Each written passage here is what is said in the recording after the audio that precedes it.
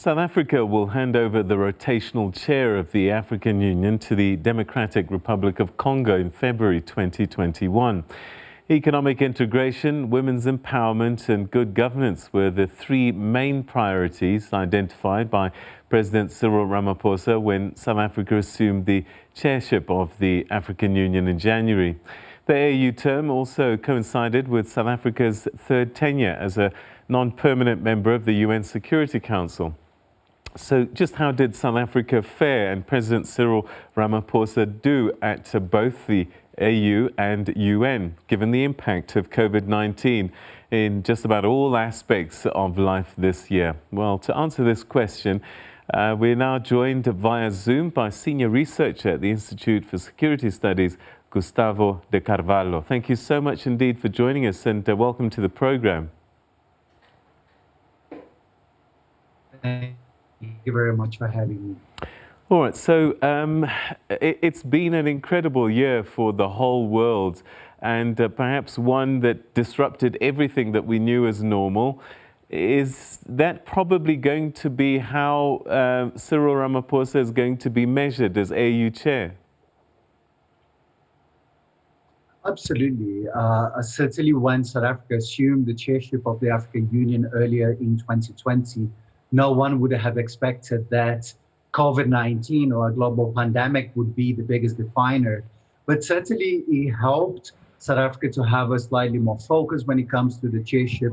The chairship of the African Union is historically a position where it's difficult to really achieve results. And it provided South Africa the ability of unify the continent in terms of common responses. And it certainly is what we will be remembering South Africa post-2020. There were a lot of elections during the course of this year, and a lot of people in some of the countries were not happy with the way things went. We're even looking at Uganda now. Do you think that the AU perhaps were their usual, perhaps non-enforceful self in making sure that things like elections happen and that democracy has a fair chance? Absolutely. In the last years, we've been questioning a lot this idea of the African Union as a non-indifferent organ. And the African Union happening in continent. We do need this organization deals with crises in the continent, whether we're talking about Uganda, Mozambique, or even when it comes to inter-state conflicts like the one between Ethiopia, Egypt, and Sudan in the case of the Grand Ethiopian Renaissance Dam. All right, so, I don't want to be negative, but is there anything that South Africa can be proud of in terms of our chairmanship of the African Union this past year? I suppose how to deal with, how Africa has dealt with COVID-19 could be one of those things. Certainly, President Cyril Ramaphosa gave a great sign of leadership when it comes to COVID-19 responses. It also provided the opportunity of a stronger and closer collaboration between heads of states, whether we're talking about procurement or we're talking about unified roles that the Center of Disease Control, African Center of Disease Control, connect. And this, in a way, is not something that we should take for granted. We see many countries were not able to come to responses to COVID-19. So it certainly highlights that we can bring in terms of South Africa chairship of the African Union in 2020. What more could have been done by the African Union in dealing with some of the challenges? You've mentioned a few hotspots. We've got militant insurgencies in the Sahel, in Mozambique, which is becoming a significant problem there. Could the African Union have done any more? The African Union could have been more vocal when it comes to some of those crises. And I think the example you mentioned around Mozambique, it's a very poignant example where the region has been expected to be more active, where responses have been expected to be faster. And we certainly would have expected not only the AU to be able to be faster when it comes to that, but also the United Nations Security Council. And it's certainly something we would have expected to see a bit more of an African voice when it comes to those issues. Then we had the situation in Nigeria where allegedly soldiers shot civilians. Again, there seemed to be quite a bit of silence in terms of how that matter was dealt with.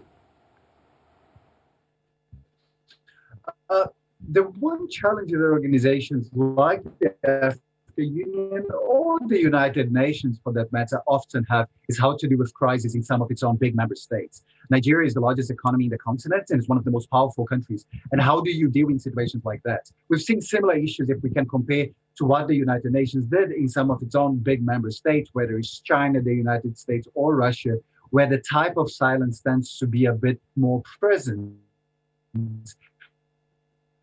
when you're talking about states that are not necessarily at the periphery of decision-making in the continent. This was supposed to be a year of silencing the guns. It was always going to be an ambitious project, but do you think we made progress at all? It is one of those initiatives of the African Union that it's on naming. I think it creates some misconceptions. It was used for as a mechanism to bring actions together and to actually towards conflicts in the original target of 2020. But now with the expansion of another 10 years, and I think certainly it gives the African Union the possibility of better plan, of better implement longer term responses, but also maybe to manage some of the expectations that these initiatives can bring. I think part of the sense of failure that sometimes we have around silencing the guns, it's very much in the title, it's the way that we call it. And many of us feel that it's a bit unrealistic. But the nature of the initiative, the nature of the planning themselves are very important for the African Union and for the continent itself. All right, and then Security Council, our tenure is up in a few days' time. How do you think South Africa was able to contribute to global peace and particularly on the continent using our seat? For South Africa to somehow provide its own voice in global politics. We've been doing a lot of studies in the Institute for Security Studies, and one of them prior to South Africa joining the council was this idea that the country was a bit mute when it comes to some global discussions. And certainly that ability of being more influential when it comes to important discussions, not only in faraway places like Syria or North Korea, but issues that matters to us on the DRC, on Somalia, on Sudan. And South Africa was particularly good in bringing African voices together. I think it's normally analysts like ourselves generally find some of the flaws that countries like South Africa have. But the one thing that we particularly enjoy seeing is the unified of African positions that we've seen in the Security Council. Certainly not perfect, and much could have been done differently. But that it's the biggest highlight that we see from our side in terms of South Africa's contribution to having a stronger African voice and unified voice in the country, which is very unusual. All right. Reform of the Security Council, always one of those issues that gets brought up. Do you think we were able to give more voice to the need for some kind of reform to give Africa a permanent voice? I'm personally skeptical on the ability that member states have at the moment of really pushing for discussions on reform. There is a very little appetite among Security Council members around the issue of reforms. I think it's very important that the issue continues to be raised, particularly if we want the international community and the United Nations and the Security Council to identity. But I think it will still be a medium to long-term process, and we should not be too naive to expect that this is something that is going to happen overnight. All right, Gustavo, we're going to have to leave it there. Thanks so much indeed for your insights.